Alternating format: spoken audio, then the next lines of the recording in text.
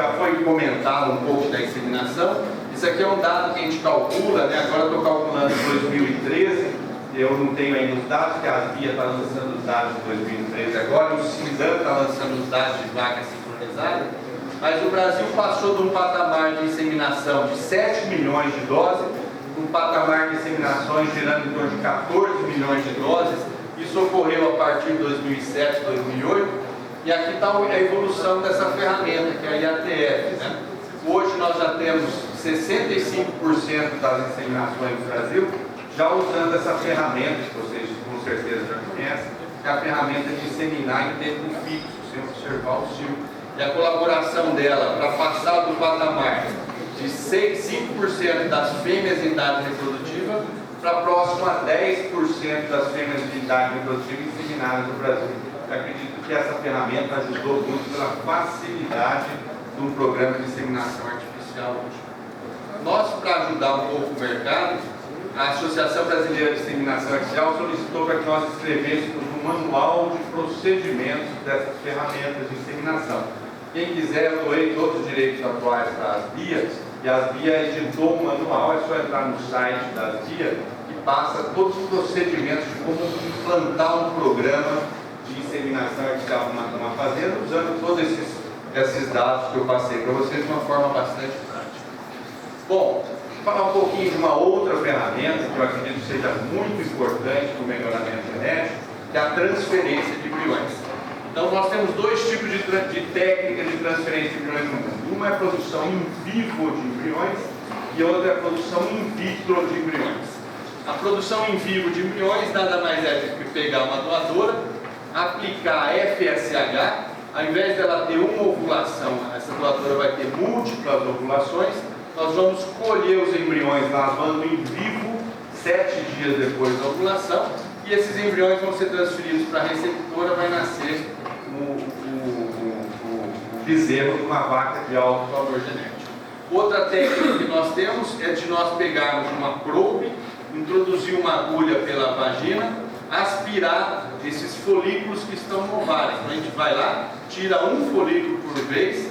Cada vaca a gente consegue, aí, dependendo da raça, aspirar 10, 20, 30, 50, 100 oócitos em uma aspiração, dependendo. Levamos esses oócitos aspirados para o laboratório, maturamos eles in vitro. Depois da maturação, nós fertilizamos esses oócitos in vitro, cultivamos esses oócitos até o dia 7. E do dia 7 a gente coloca numa receptora. Então essa é a produção in vitro de embriões.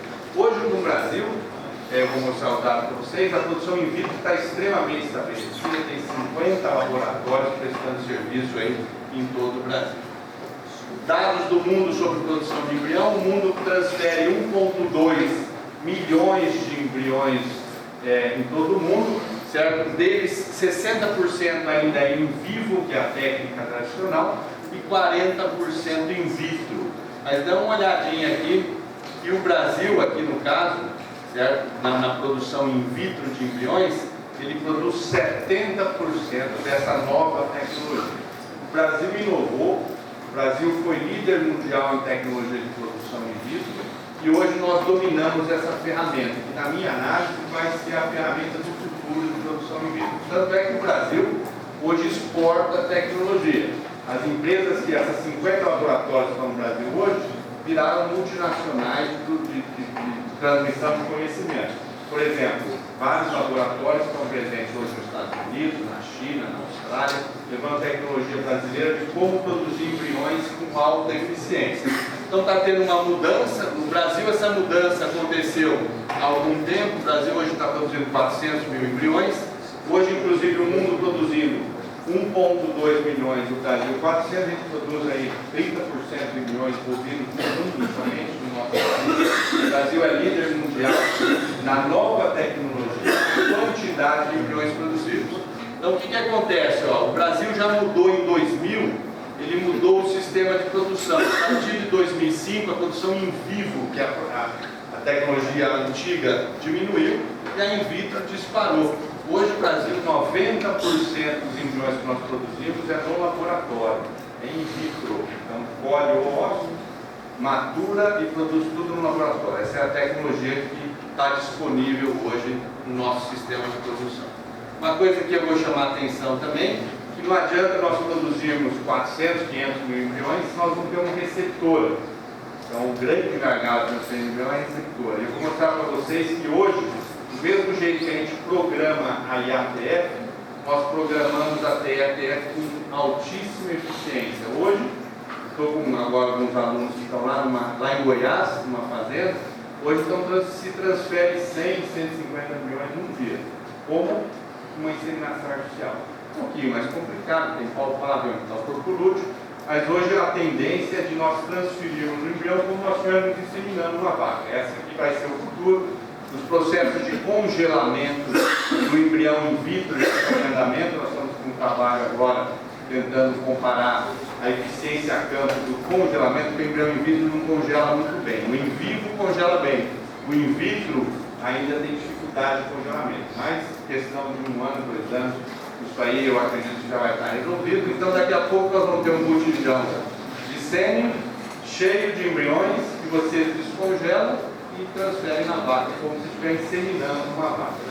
Isso já fazemos isso, só que isso ainda está em processo experimental e a escala disso vai chegar daqui 1, 2, 3, 4 anos no mercado brasileiro. Bom, particularidades da FIV, primeira coisa que a FIV cresceu por causa do zebu, aí tem o taurino, tem uma desvantagem em relação ao zebu, quanto à FIV, porque o que o zebu tem? Nós sincronizamos aqui, ó, zebu de corte Nelore Angus, de leite, giro holandês, sincronizamos a onda e contamos quantos folículos as vacas têm no ovário.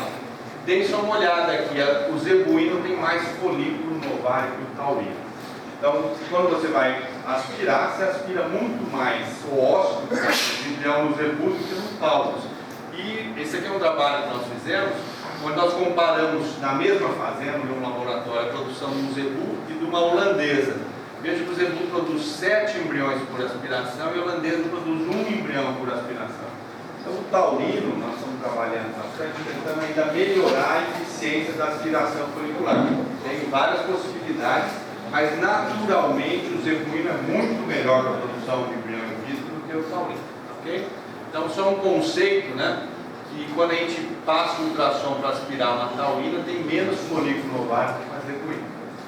Bom, mas será que a gente pode descobrir algum marcador para a quantidade de folículo no ovário para aumentar a produção de embriões de uma doadora de alto valor genético? Então, nós verificamos, tem trabalhos que mostram que tem animais que têm mais folículo no ovário e menos, mesmo dentro das raças, né? Então lá é médio, mas dentro das raças. E nós começamos um trabalho, nós estamos quantificando folículos no ovário e estamos dosando alguns hormônios que nos indicam marcadores da quantidade de folículo no ovário. Um deles é o hormônio antimileriano. Então nós pegamos em zebuíno e em taurino, pegamos esse hormônio antimileriano que é produzido pelo folículo, pelos folículos pequenos. Então quanto maior esse hormônio, mais folículos a vaca tem no ovário, e fizemos isso em zebuíno e taurino, sincronizamos, contamos os folículos no ovário. Primeiro, a vaca taurina, ela tem mais uma vez, 22 folículos no ovário. Olha a zebuína, 37, mais uma vez a zebuína superior. Hormônio antimileriano de uma taurina, 0,3, de uma zebuína 1, 3 vezes maior. Então o zebu realmente tem mais hormônio antimileriano e tem mais folículos no ovário. E aí nós tentamos correlacionar a quantidade de hormônio antimileriano com os números de folículos. Veja as altíssimas correlações. A gente fala, ó, o zebu tem pouco folículo no ovário, mas olha a variação na população. Nós temos fêmeas holandesas, por exemplo, de 40 folículos no ovário, 50 folículos no ovário.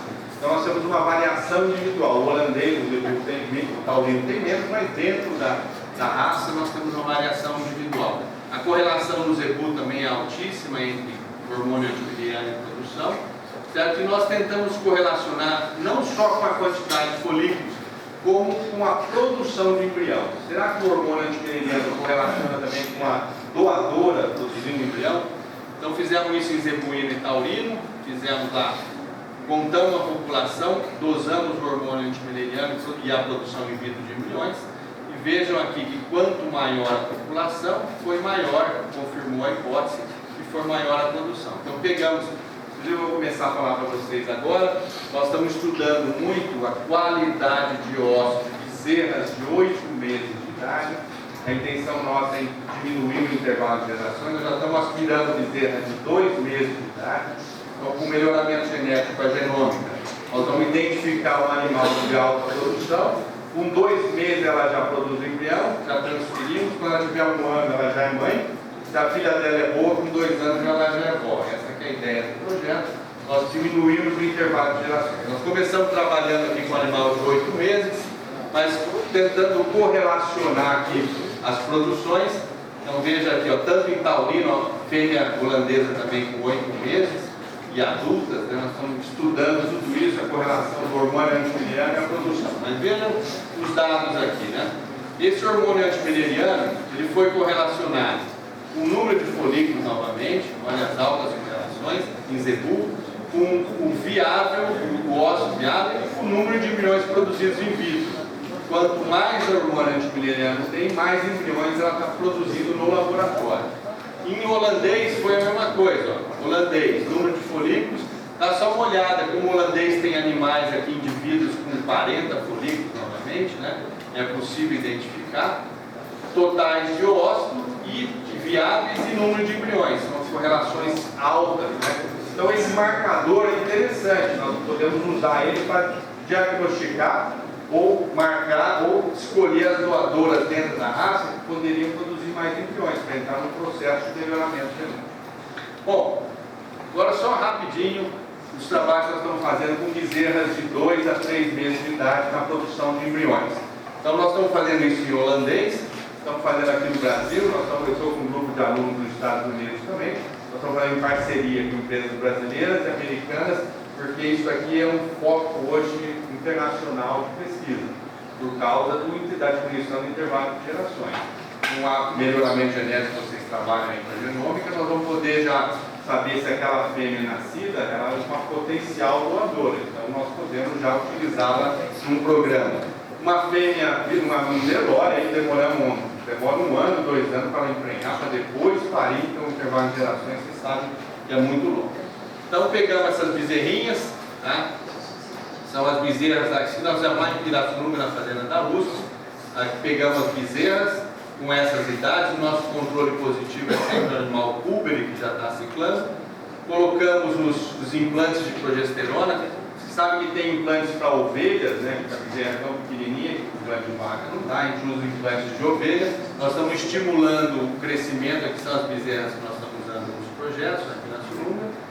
E aqui, processo de aspiração, né? Por laparoscopia, não se assustem que é muito simples, em 15 minutos a gente aspira, é relativamente tranquilo, porque a gente sempre pensa em desenvolver alguma coisa que seja prática, senão não tem sentido, né? Então a gente faz aqui anestesia da bezerra, certo? Aqui o Júlio é o que aspira, ele aspirava, para ter uma ideia, ele trabalha muito com ovelha, então é o mesmo sistema de aspiração folicular de ovelha. Aqui para as bezerras. Só para mostrar, por exemplo, quando a gente superovulou com FSH e colocou progesterona, as bezerrinhas holandesas produzindo até 14 ossos viáveis por indivíduo. Pegamos as Nelores, estamos pegando as Nelores também, as bezerrinhas Nelores aqui, comparando com a Nelore Cuber, e aqui também aspirando as Nelores, e aqui as bezerrinhas, né, 3 meses de idade, certo? Com 100 quilos, sincronizamos também, anestesiamos e fizemos a colheita do ósseo, certo? E logo, para vocês terem, é muito simples, logo depois da anestesia ela já levanta, já vai mamar, não tem problema nenhum. Nós estamos inclusive vendo se tem aderência, não está dando aderência. Então a ideia é tentar desenvolver um modelo que seja prático para a produção de embriões nesses animais. Só lembrando aqui as bezerrinhas aqui produzindo o Nelore, até 13 ossos viáveis, a produção de embriões já detectada. Só tem alguns problemas tecnológicos. Nós tivemos uma decepção agora que nós estamos transferindo esses embriões. E os embriões dessas bezerras e das novilhas pré-públicas emprenham menos, por enquanto, né? Nós já transferimos mais de 200, 300 embriões, mas a prenhez está sendo menor. Nós vamos tentar corrigir isso aí, ver o que está acontecendo, para tentar viabilizar. Porque uma coisa é produzir um embrião, outra coisa é aquele embrião ser de alta viabilidade em termos de gestação. Então estamos num processo. Menos quanto? Chegamos a ter zero. Zero de prenhez. Já tivemos algumas que emprenharam, porque a gente vai fazendo por réplica, né? Algumas réplicas deram zero. Aí tudo bem. Ele dá uns 10% de concepção, enquanto que o grupo controle está dando 30%, 40%. Isso aí a ciência é assim mesmo. Começa assim, agora nós vamos tentar descobrir o motivo por qual está acontecendo, para corrigir, para tentar viabilizar o problema. Mas isso aí que eu estou mostrando para vocês é o que a gente está querendo chegar, né? Tentando chegar nesse sentido. Bom, parte de produção de embriões, rapidamente é isso. Vou falar rápido agora de transferência de embriões. Terminando já. Então aqui, o grande problema hoje, vocês sabem que além de uma técnica, eu estava conversando comigo, uma técnica está sendo estudada no mundo, não pelo meu laboratório, mas por outros laboratórios, você pegar fragmentos de ovário. Você sabe que uma fêmea no ovário, ela tem 100.000 óvulos. Já tem trabalhos onde você pega um fragmento do ovário, cultiva esse ovário e você consegue produzir um pedaço de ovário 50.000 óvulos, essa é a ideia. Fertilizá-los in vitro e produzir embrião, congelar e transferir. Então essa é a ideia. Então, no fragmento de ovário você poder ampliar a produção de embrião. Vocês sabem que a fêmea, naturalmente, os óvulos entram todos em atresia, né? A fêmea nasce com 200, 300 mil óvulos e acaba ovulando na vida dela nem 1% desse potencial. Perdem todos por atresia, pelos processos de seleção. Nós colocarmos numa placa e colocarmos as substâncias que estimulam o crescimento evitando a atresia, eles são capazes de produzir um embrião saudável. Então essa é a ideia. Então as biotecnologias da reprodução caminham também para otimizar a fêmea, não só pela FIV, como já está estabelecido, não está estabelecido ainda no animal jovem, mas no animal adulto já está mais estabelecido, mas como também com fragmentos de ovário para aumentar a produção de óvulos.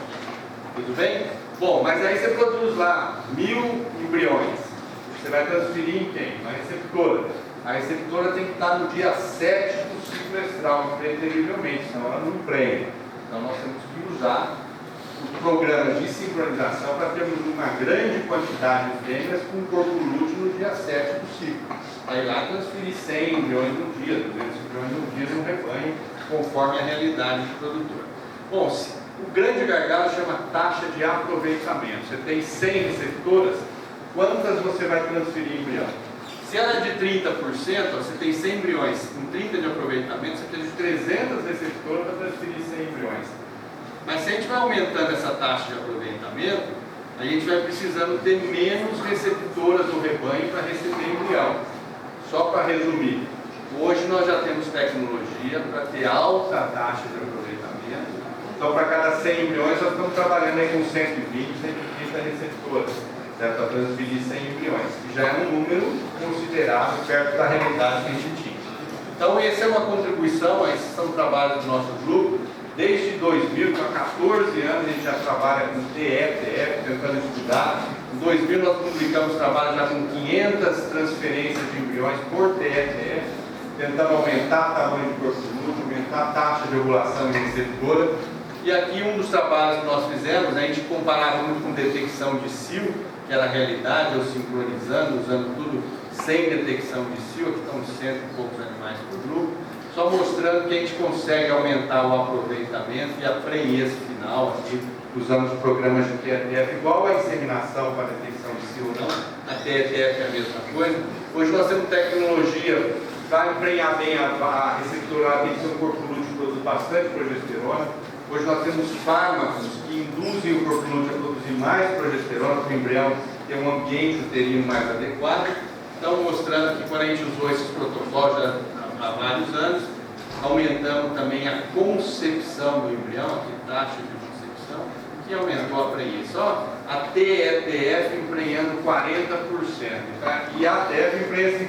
Né? Você vê, TETF hoje a gente, em várias situações, estamos tendo aí 40% de concepção quando a gente usa um programa como esse. Né?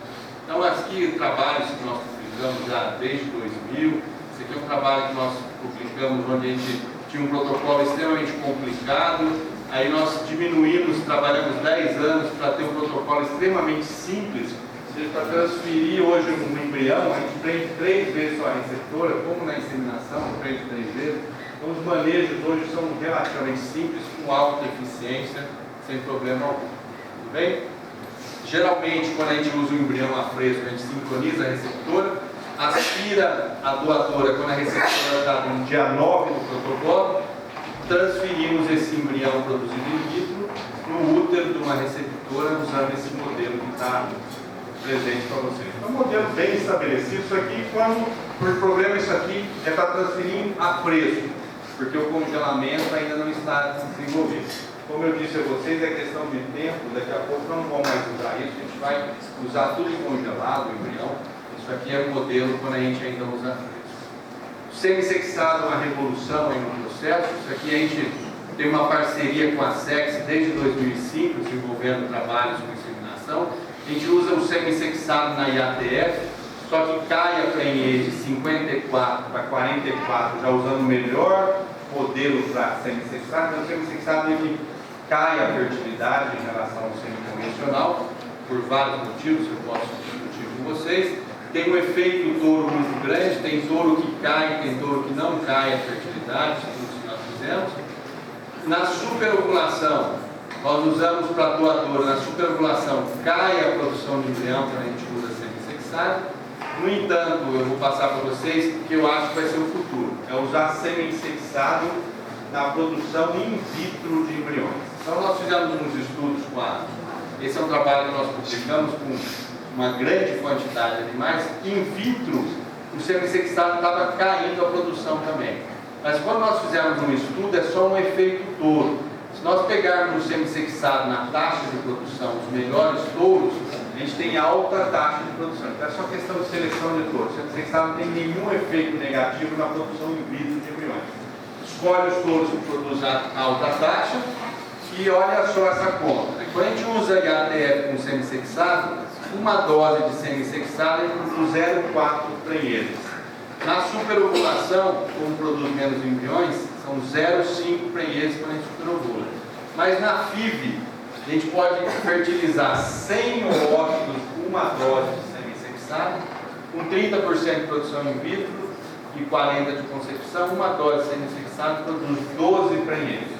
Então veja que a FIV potencializa a produção de embriões, certo, no sistema tradicional. Então nós podemos produzir não só embriões com semissexado, né, que tem alta eficiência, como nós podemos produzir o que reflete esse slide aqui. Nós podemos pegar a primeira geração do rebanho e mudarmos ela completamente.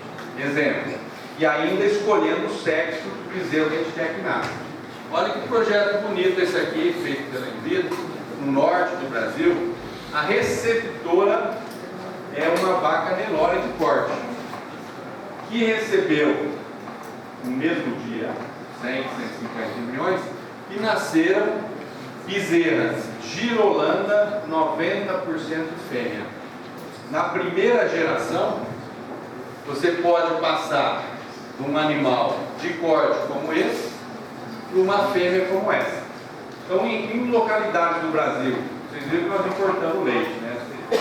Exportamos mais de 1 bilhão de litros de leite por ano, $500 bilhão de déficit negativo na balança comercial dos produtos lácteos. Na primeira geração, lá no Mato Grosso, no meio aqui mesmo, no Rio Grande do Sul, pega uma vaca de corte e produz um rebanho de leite. E nasce tudo fêmea, inclusive. Nasce tudo fêmea, e essa fêmea já vai ser incorporada no rebanho com alta produtividade. Pode ser taurus com taurus, taurus com índios, aí fica a critério de quem achar é mais importante a seleção genética para o rebanho. Isso aqui, pessoal, já é uma realidade no Brasil. Essa foto aqui foi feita no Brasil, isso aqui é um dos programas que existem vários programas por aí. A gente pode passar uma vaca Nelore a ter uma cria como essa, na primeira geração nós já mudarmos o sistema. Então aqui, ó, produção em larga escala pode ser para corte ou para leite. Uma vantagem no gado de leite, que o embrião por causa do sistema brasileiro tropical, ele emprenha mais que a inseminação artificial. Alguns trabalhos, não vou entrar muito em detalhe, mas no Brasil, no calor, a vaca holandesa não emprenha. Esse é um estudo que nós fizemos com o Carlão lá na Grimos, dá 20% de concepção numa vaca holandesa no calor. Vocês sabem, né, que o estresse calórico é um problema. Mas quando a gente pega a vaca que emprenha 20% e transfere o embrião, ela vai para 40%, que é a fertilidade que ela tem no inverno. Então, transferir o embrião numa vaca holandesa ou de leite de alta produção no calor, você aumenta a fertilidade. Então, o embrião serve para melhorar geneticamente e corrigir problemas de fertilidade no rebanho. Coisa é meio complicado, mas eu posso explicar isso, a gente tem trabalhado há vários anos com isso. Então, se pega 100 vacas holandesas, insemina ela quando, no verão, lá em São Paulo, emprenha 10%. Você pega as mesmas 100 vacas e transfere o embrião nela, ela pode emprenhar 30%. Então, além de ela estar recebendo um embrião de alto valor genético, você corrige problemas reprodutivos. E aí, no caso do mercado brasileiro, a gente poderia trabalhar, por exemplo, com o zebu dessa forma, usando o zebu em receptor e nascendo animais, certo? Só em gado de corte, falando em gado de corte, essa questão de produzir um rebanho na primeira geração também não é uma coisa nova. Veja, já em 2001, 2002, a Vitrogen produziu um rebanho de Senepol, de um rebanho taurino no norte do Brasil, na quantidade de nascimentos de mais de 1000 nascimentos. Então veja que é possível usar essas ferramentas, não de hoje isso já acontece. O problema da TETF em gado de corte é isso aqui. A IATF em gado de corte emprenha muito bem. A TETF, ela cai um pouco a concepção, cai de 50 para 37. Então nós temos que realizarmos conta no gado de corte, se vale a pena ou não essa queda de acordo com a realidade do criador. Mas esses são os números que nós estamos vendo ultimamente. Bom, gado, só para alguns modelos, né? Por exemplo, lá na Grindos, o Carlão usa hoje produção in vitro com semi-sexado, transfere nas vacas repetidoras de cio em calor e está tendo alta eficiência genética e produtiva. Certo? Em gado zebu, muitas pessoas estão usando o semi-sexado para pegar touros de vaca superior, transferem receptoras e tem o nascimento de animal superior, ou transferem rebanhos com seleção, onde você pega os animais top 01 e usa a receptora nos animais abaixo da média do rebanho. Então, hoje a receptora não precisa estar numa central, ela é a própria fêmea do teu rebanho. Só que os animais de genética inferior. Então você multiplica os de genética superior jogando em genética inferior. Você aumenta a expressão dos genes desejados dentro de uma propriedade. Então essa que é a ideia. Para a formação de rebanho, como eu falei para vocês, a possibilidade de usar gir holandês com gir em vaca de corte para produzir na primeira geração de rebanho. Isso é uma coisa muito interessante em alguns sistemas de produção, tá certo? E aqui, finalizando, a TETF e a ATF nada mais é que você ter a possibilidade de ter uma reprodução de precisão difundindo o material genético superior. Agora, quem vai falar qual material genético superior tem que difundir são os melhoristas, né? Nós estamos fazendo uma multiplicação e a gente acredita que seja positivo para a pecuária brasileira. Tudo bem? As técnicas estão aí. Eu acho que era isso que eu tinha que falar. Muito obrigado pela atenção de vocês.